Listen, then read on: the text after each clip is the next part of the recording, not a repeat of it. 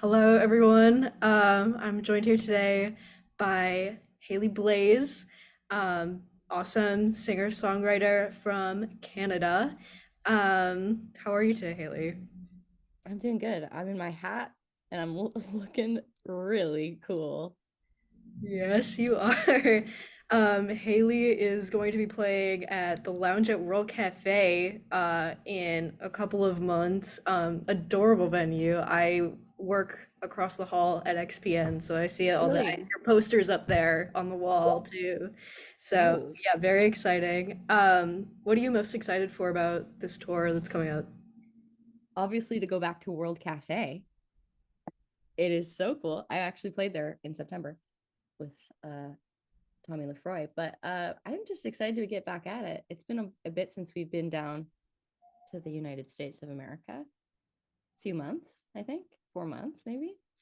And I think it'll be fun. I'm excited to tour this album in full down there. So I'm chomping at the bit to get me on the road. Do you have any songs in particular that you're excited to play live at these shows? Um, Maybe the first and last song of the album, "Soft Spot for Monarchs" and "Beginner's Guide to Birdwatching." Yeah, Yeah, those have really fun instrumentals. They're yeah, I are you being joined by a full band for these shows? yeah, That'll be so cool. yeah.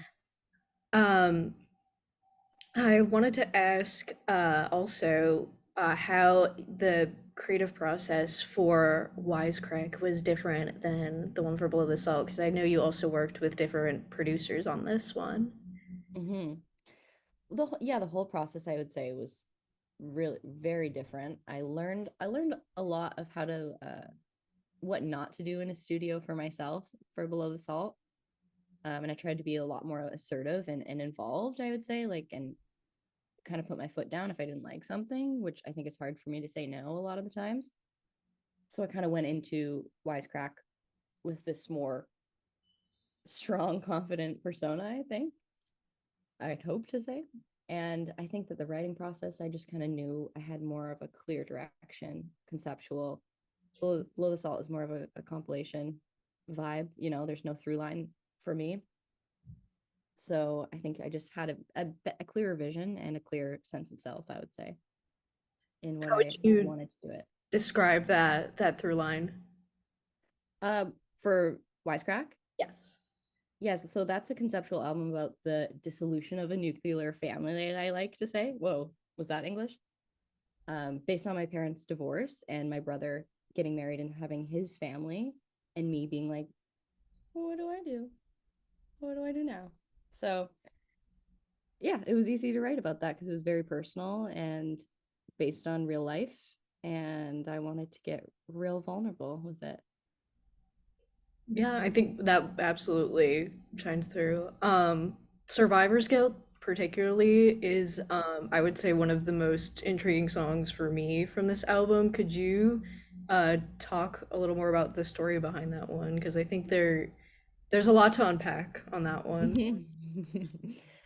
Let me do it. Let me unpack it. So it's based off of the death of my family dog and how it felt like everything after that just kind of like crumbled. And again, me just left being like, what? And I wrote that song initially as a piano ballad. So it was a lot more like on the nose sad. And then when we took it into the studio, Dave, my producer, and John kind of gave it this more Sheryl Crow summer, all's well in the world. We're just at the beach, drinking a beer, everything's good. And I liked the contrast between this kind of hopeful, sunny, laissez-faire, kind of relaxed vibe to it, contrasting the lyrics that are kind of doom and gloom and sad. Yeah. Yeah. The music video for that also I was like doing research for this. I was watching your YouTube video that came out around the time as these singles, and you talked about putting Easter eggs in the music video for Survivor's Guild. How did that end up coming about? Like, how did you go through implementing that? I didn't actually put a lot. It was kind of a last minute decision that I was like, I just want to do this just for me. For no one else, I might not even ever say or announce that there's like little things. So they're kind of half-assed in a way, but I just wanted to have some fun with it and do something a little extra. I think the video concept is just like very simple. Oh, I'm so sorry about the sirens. I'm off of like the busiest street right That's okay. I like that we're both like ominously lit from the back like this. now. Um yeah, I just kind of wanted to. And I think that they're kind of pathetic. Like I'm just like, let's put the title on a beer bottle and that painting I guess is the cabin Easter egg. I don't know. I stretched it a little bit, but I had this one person send me this analysis of all the Easter eggs because I didn't actually get every song in that video. I don't think. No, I didn't. I lost a few. I couldn't make it work. And then someone sent me analysis of the Easter eggs and put every song on there and was like the couch because of this reason. And I'm like, yeah, you nailed it. You got it. Good job. So I thought that was crazy that they just made it up. Did anyone read into it further than you like intended it for it? Like, did they get something like, Yeah, yeah. totally. And I was like, you're right. Nailed it. You got it. That's what I meant. Didn't just put it there. Like I found it interesting that they could find the meaning behind something that I actually didn't do. Hmm. I mean, yes, I did. Yes, I did. Just take the credit. Yeah, I'll take it. Speaking of YouTube also, you for a very long time were a very consistent poster on YouTube. What role do you think that has played in your career up to this point? I think an integral role.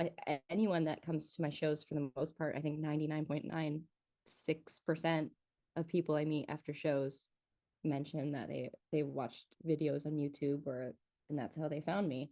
So I kind of owe everything to it. But yeah, I think it everything. Yeah. I don't know. I don't know if I would have a career really without it, Mhm. which is interesting. Is it nice to see because it's been like over a decade now, right? I would assume that I think it's a decade. very Yeah, a little bit more than yeah. interesting to be able to look back and see all of these moments captured throughout your Hmm. life. Yeah, how crazy I did that. Why did I do that? That's there forever. Oh, big truck. Yeah, Uh, kind of intimidating, I think. I think I've privated a fair amount that I just didn't want. I didn't think anyone deserved to see mhm. that part of me. But yeah, it's pretty cool. It's like a capsule. What do you think about people who were kind of in a similar position where their music career kind of started through YouTube that like do you think that people should want to separate themselves from it or uh do you think it's more authentic for people to kind of embrace it? Yeah, I feel like maybe I've separated myself from it, but it's not due to any specific reason. Maybe it's just like lack of interest at this point for me, and it's not as creatively fulfilling.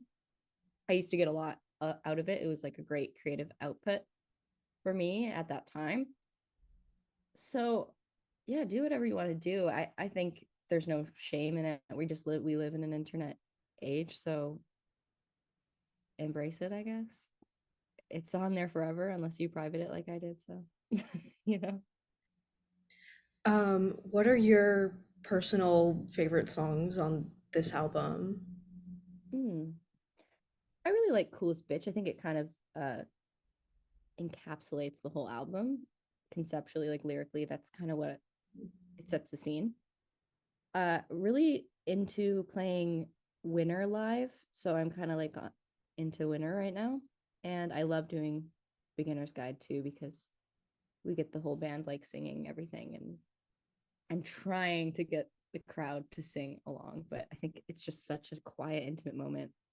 We've been doing it. We've done it on this last tour that was very short. It was like 4 shows, so nothing really stuck, and no one wanted to sing. I'm gonna try and do it in Philly. Absolutely, you should. Um, and then lastly, I just wanted to ask, as a musician and a fan of music, what releases you're excited for that are coming out for this year? Oh my God, I actually don't even know if I have an answer. I'm kind of in a weird phase right now where I'm like not listening to music. I'm listening to audiobooks. It's scratching the audio uh itch I have. What's coming out? Am I just like, is there any ones you're interested in that I will I then feel say this yes? this next month is very stacked, especially for like pop. Uh, Yeah. like I know, like in the within like a couple weeks of each other, like Ariana and Oh yeah. Beyonce, Oh um, yeah.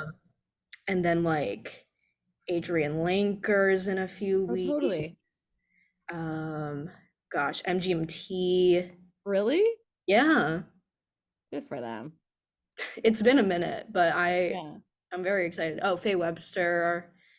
Oh Uh, yeah, I'm excited for that. I've been liking her singles. They're mhm. weird as hell. I like them. She's Yeah, weird. oh, Casey Musgraves also. Oh I yeah.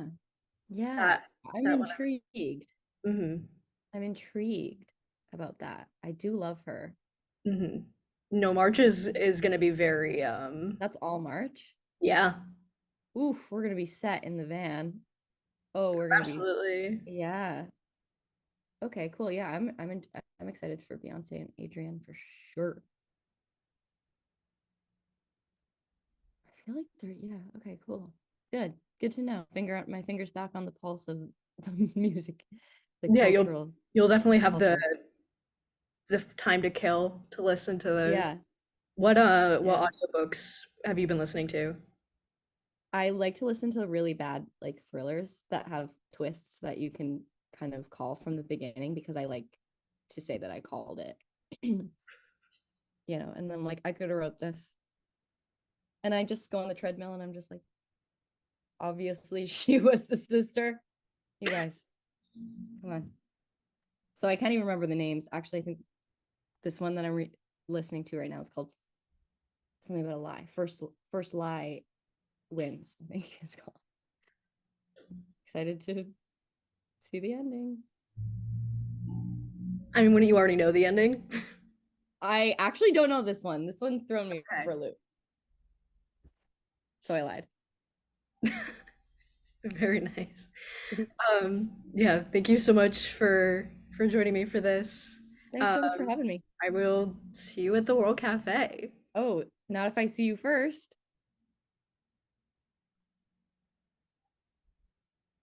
Is that a threat? No, I have to go. I have to. I'm sorry.